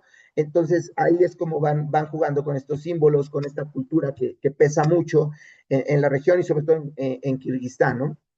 Y bueno, Kirguistán también utilizará la cultura y el deporte como un recurso político para proyectarse internacionalmente, construir un prestigio y posicionarse dentro y fuera de Asia Central. Les comentaba, es una economía pequeña y en desarrollo. En términos globales, es la 135 del mundo en volumen del PIB. Es altamente dependiente, como lo comentaba hace rato también incluso la maestra Ana Teresa, de remesas sobre todo de Rusia, y también producen minería y agricultura, que es parte de la base de su economía. Tienen oportunidades de desarrollo, que es lo que también quieren ver y quieren dar a conocer en la franja y la ruta de la seda, asociaciones con China y Rusia, proyectarse como parte de una región que es Asia Central, que a diferencia de otros lados de Asia, ahorita está pacífica, está importante dentro del corazón de las rutas comerciales y puede ser atractiva para también la llegada de inversiones de comercio y de desarrollo de los estados, ¿no? Y bueno, es la cuarta economía de Asia Central, como les digo, necesitan encontrar elementos que les ayuden a seguir creciendo, ¿no? Es la cuarta de 5 países. Y bueno, como conclusiones, yo les quisiera comentar un poco acerca de que los Juegos Mundiales Nómadas son un ejemplo claro de cómo los estados, especialmente aquellos con menor poder material, buscan nuevas formas de insertarse en el sistema internacional. Los juegos constituyen una plataforma donde los participantes no solo compiten por la victoria, sino por su derecho a preservar sus tradiciones e interactuar con otros pueblos, porque en el mundo contemporáneo el poder no solo se mide en términos militares o económicos, también la capacidad de contar una historia que otros quieran escuchar. Entonces, mantenerse en la realidad de que el alcance global de los juegos sigue siendo limitado en comparación con los megaeventos deportivos, pero dependen en mucho de la cobertura y del apoyo mediático. Entonces, por eso la importancia de que varios países vayan a la cobertura, sean invitados por las embajadas, por los consulados, por algunos medios dentro de algunas federaciones, o hay incluso dentro de la UNESCO un apartado que se llama etnodeportes. Entonces, todas estas organizaciones trabajan para ayudar a la proyección de estos juegos y obviamente de estas zonas. Y bueno, les dejo también aquí una tabla para que se den cuenta un poco de cómo ha ido creciendo.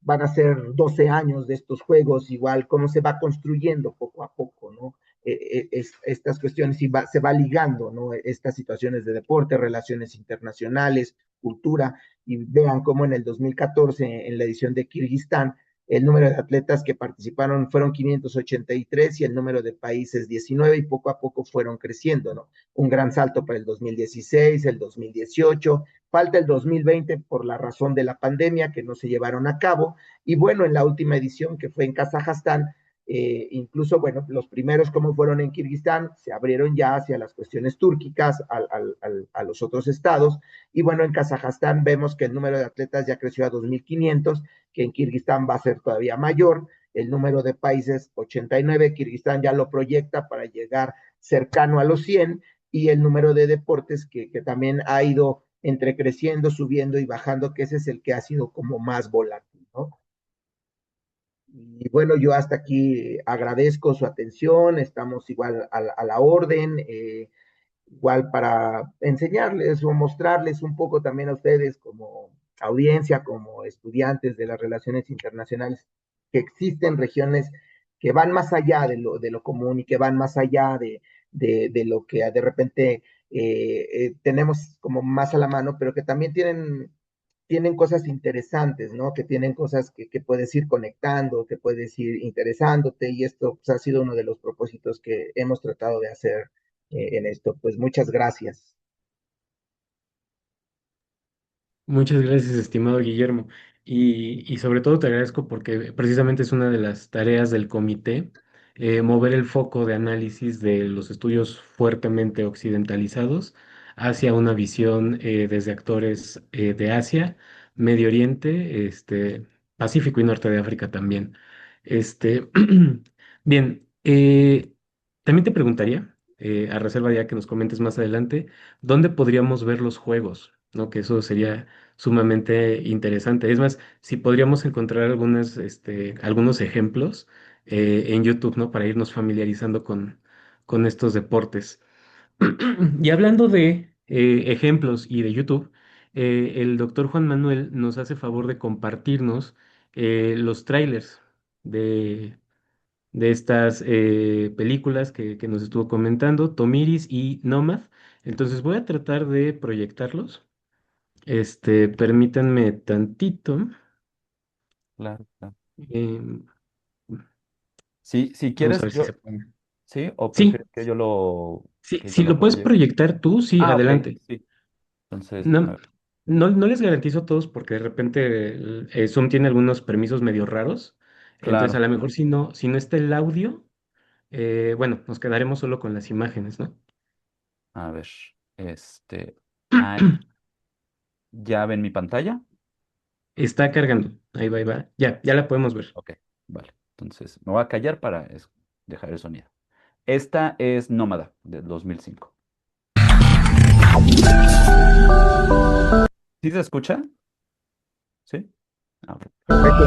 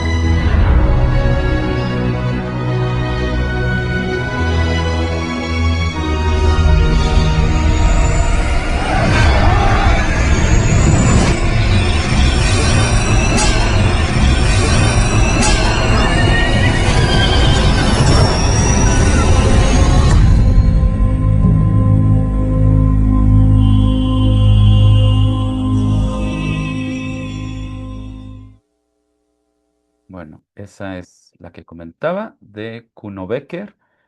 ¿Y todavía tenemos tiempo para el otro? ¿O sí? Ah, ok. Bueno, entonces, y esta es más Sí, sí, reciente, ¿no? adelante. Aquí vemos el logo de Kazakh Film, ¿no?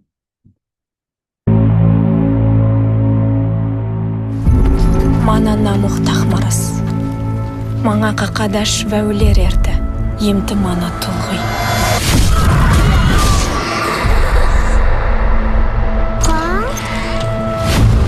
Аға, мандар сақ.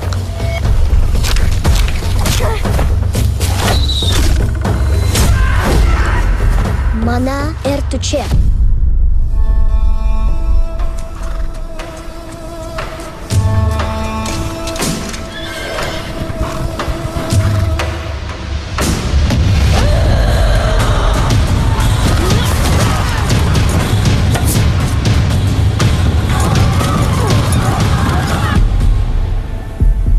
Айқияр. Sana маңа қиял түш. Мана девір күч. Санау бір sonuçta boşa getirir.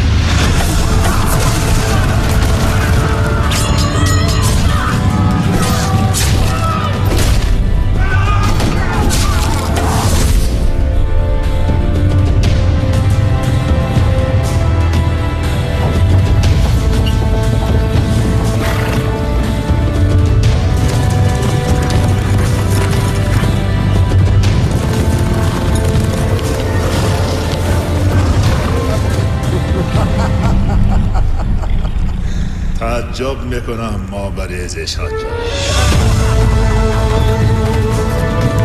Kurosh kamuh, pasirti yorunda, benes kahin esulap kadit. Benes kamuh, yazuk tata bu kabısır gergek. Koşun hiçin, dırgıldır.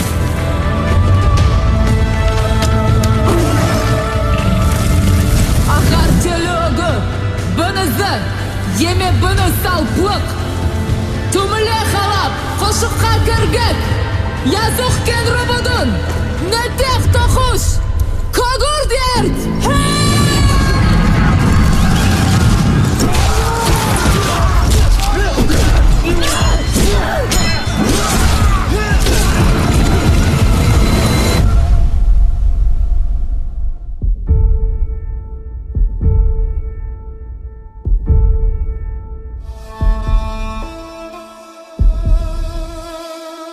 Bueno, yo creo que ya, eso es suficiente. Eh, Nómada está en español, digo en inglés y en kazajo, y Tomiris está completamente en kazajo, ¿no? Entonces, ahí también para que se vayan familiarizando, escuchen el idioma. Perfecto, muchísimas gracias. Igual si pudieras comentarnos más adelante, si hay alguna plataforma donde se puedan consultar, sería, sumamente valioso.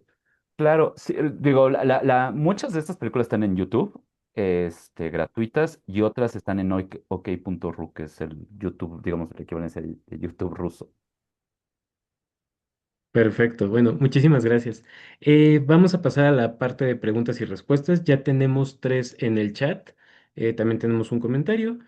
Si alguien más quisiera preguntar algo, este es el momento. Yo digo que por cuestiones de tiempo, tal vez dos o tres preguntas como muy concisas, sí las podríamos atender.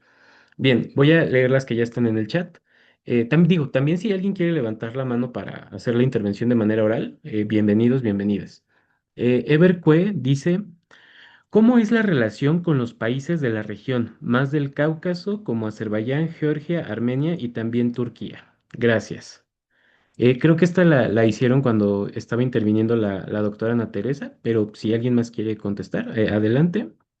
Luego, Carlos López González dice, ¿cree usted posible la gradual sustitución del rol hegemónico ruso en Asia Central por el turco, concretamente en el contexto de la organización de los estados túrquicos que está enfocada en el panturquismo como forma de emancipación? Otra pregunta de Carlos López.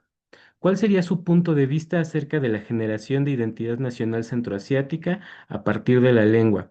En el área de la lingüística, la hipótesis uroaltaica está prácticamente descartada, pero en el terreno político, principalmente por propuesta actual del presidente Erdogan y el Turki Yusuli, está tomando bastante fuerza.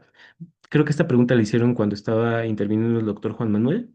¿Ve usted en la lengua una oportunidad de emancipación ontológica de los pueblos túrquicos centroasiáticos, así como lo plantea en el cine? Recientemente tuve el gusto de trabajar mi tesis de grado al respecto, pero sería un placer escuchar su opinión. Y finalmente, Evercue dice, excelentes ponentes y muy interesantes presentaciones. Muchas gracias. Bien, entonces, adelante, queridos ponentes, Pues, primero la doctora Ana, ¿no? Luego. adelante. Sí, muchas gracias por las preguntas. Bueno, la primera de las relaciones de Asia Central con el Cáucaso, bueno, ahí Guillermo está haciendo este trabajo, ¿no? Yo se lo dejaría a él. Y pues si podría Turquía reemplazar a Rusia. Me parece que China más bien va a reemplazar a Rusia, ¿no? Porque pues está haciendo grandes inversiones y está haciendo pues préstamos a bueno, a un interés que se puede pagar mucho más barato que, por ejemplo, el Banco Mundial, ¿no? Con esto del Banco de Infraestructura eh, Asiático.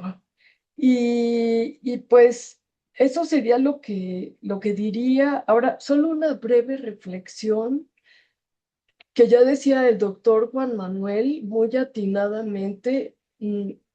Miren, cuando existió el periodo de la Unión Soviética, eh, no había propiedad, todo era estatal y por lo tanto había una visión de hermandad de los pueblos y creo es una opinión de una generación anterior. Yo pues estudié en el socialismo eh, y creo que lo que decía el doctor Juan Manuel sobre el hecho de que ahora niegan todo lo soviético, pues miren, nada más pues como la ciencia debe ser muy niveladora, muy de varios aspectos, estos pueblos efectivamente fueron sometidos por Rusia, eran parte del imperio ruso.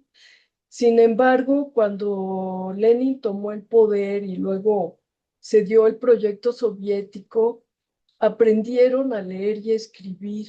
Hay una excelente película que se llama Mi primer maestro, en donde un kirguiso primero es soldado en la revolución bolchevique y luego regresa a Kirguistán.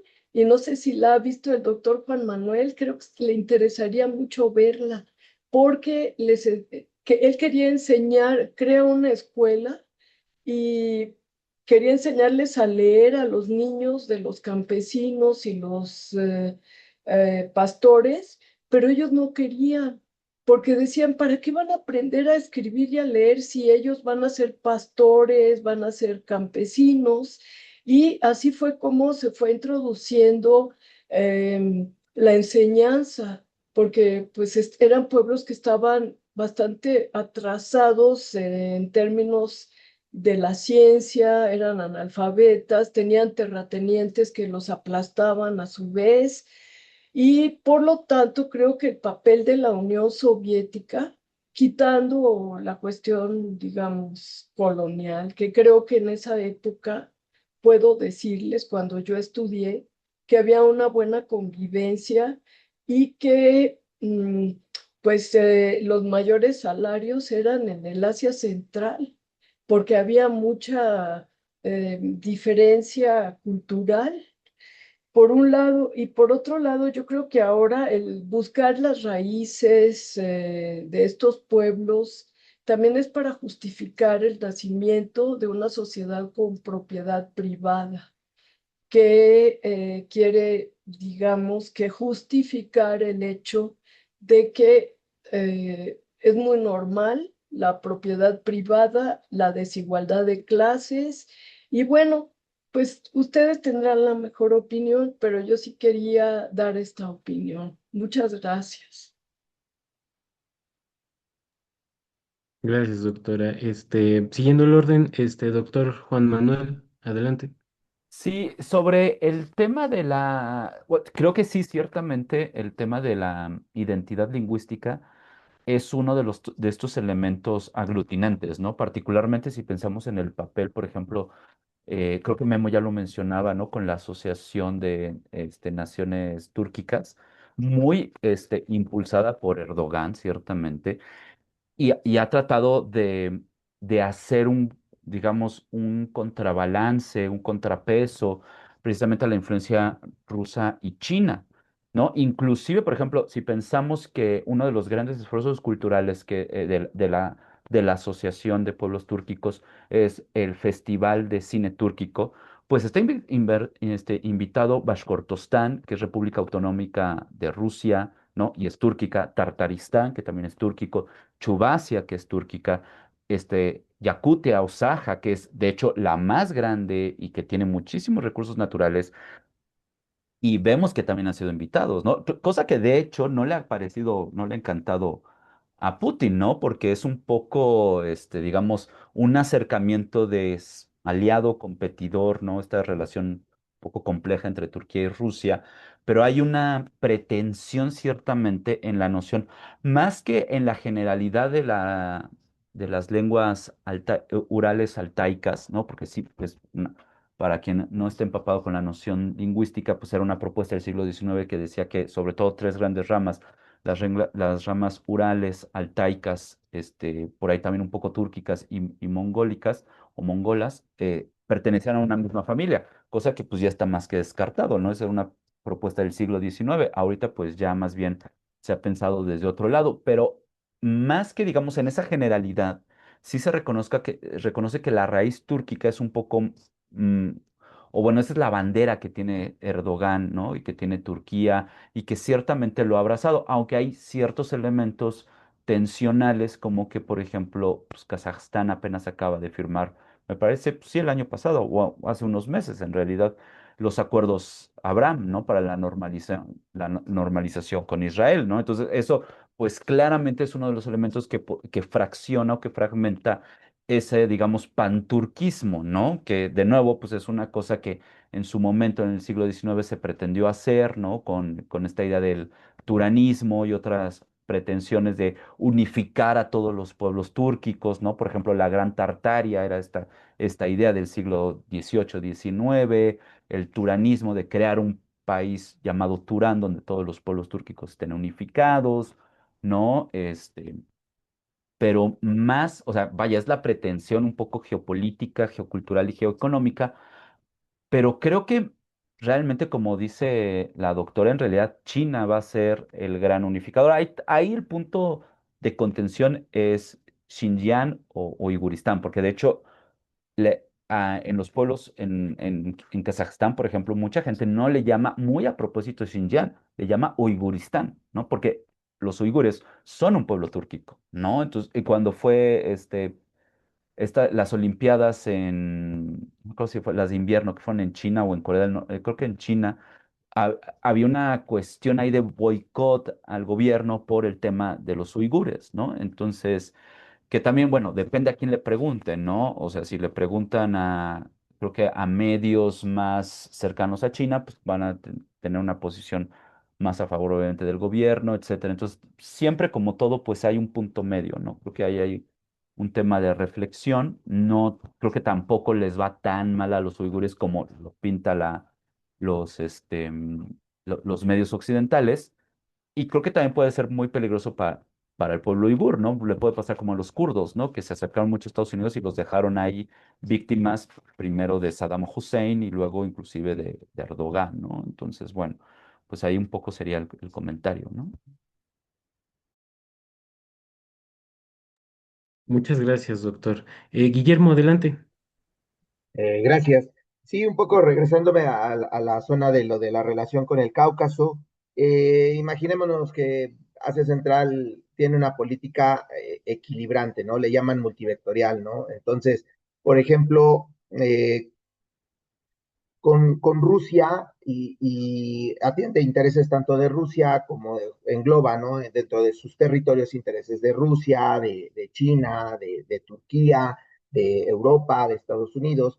Y bueno, una de estas ramas o ramificaciones puede ser una que se llama una ruta de tren que ahorita está funcionando de maravilla, ya lo hablábamos de que es ahorita una región que es estable, que es de paz, Asia Central, y se llama Ruta Transcaspiana, que sirve para movilizar mercancías desde China hasta Europa, atravesando Asia Central, principalmente Kazajstán, cortándose en el Mar Caspio. Del otro lado del Mar Caspio está el Cáucaso, que es Azerbaiyán, y pasa por Georgia o Turquía, y de ahí hasta los diferentes puertos de Europa, el Pireo, Brandeburgo, Hamburgo, y demás puertos de Europa, ¿no?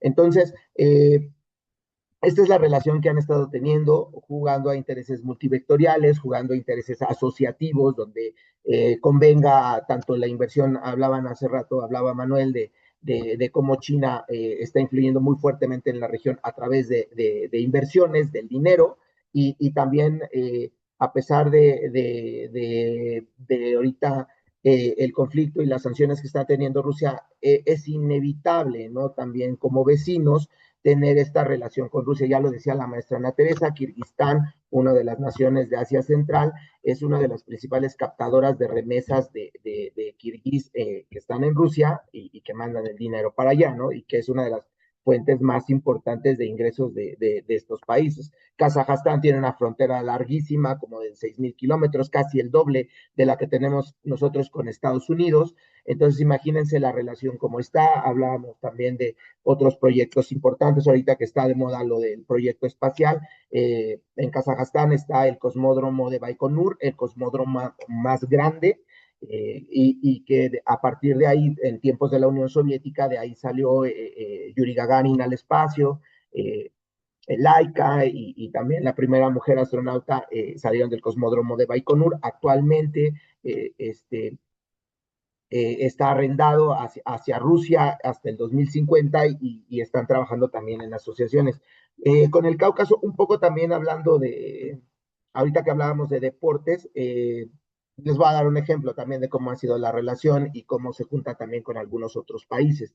Por ejemplo, México les decía que solamente aquí un país de Asia Central, que es Kazajstán, tiene embajada. Nosotros no tenemos embajada en ningún país de Asia Central, pero por ejemplo ahora que me decía Carlos que me han invitado a algunos foros a hablar, por ejemplo, de Uzbekistán, que es uno de los países que va a debutar en el Mundial, que va a jugar en el Mundial y que precisamente juega en México, uno de los partidos, los uzbecos necesitan visa para venir a México. Entonces, donde se hace el trámite de visa es en la Embajada de México en Azerbaiyán. Entonces, ahí tramitan sus visas y para poder venir a territorio mexicano y estar en el partido y en el debut de su selección, ¿no? Entonces, así es también como están jugando en una buena relación y bueno, aquí en este sentido, pues es una zona que también hablábamos de los estados túrquicos incluyen también a Azerbaiyán en esta organización, entonces hay una interacción y una forma en donde se han visto que además o en este momento se han dado cuenta que en unión o intensificando intereses y poniéndolos en organizaciones o en asociaciones, es como pueden hacer también una capacidad de agencia, ¿no? Contra estas, o de interacción con estas potencias regionales y mundiales, como son China, Rusia, la Unión Europea y estas situaciones, ¿no? Para poder equilibrar y asegurar también su zona y su proyección en el mundo. Muchas gracias, Guillermo. Bien, por cuestiones de tiempo y dado que no veo más participaciones, daríamos por terminada esta mesa. Yo encantado con escucharlos, queridos ponentes, también por la participación de nuestro auditorio, por las recomendaciones, sobre todo cinematográficas. Ya sabemos en qué destinar nuestro tiempo este fin de semana o en el siguiente puente. Pero bueno, les agradezco mucho su presencia. A ustedes, estimados profesores, nuevamente feliz Día del Maestro. También agradecerle mucho a todo nuestro auditorio y nos estaremos viendo pronto para una siguiente sesión del Seminario Permanente de Estudios Contemporáneos de Asia y Medio Oriente. Muchas gracias, nos vemos pronto. Muchas Muchas gracias. gracias y Hasta muchas luego. gracias a todos Gracias a todos. Gracias. participantes. Hasta luego.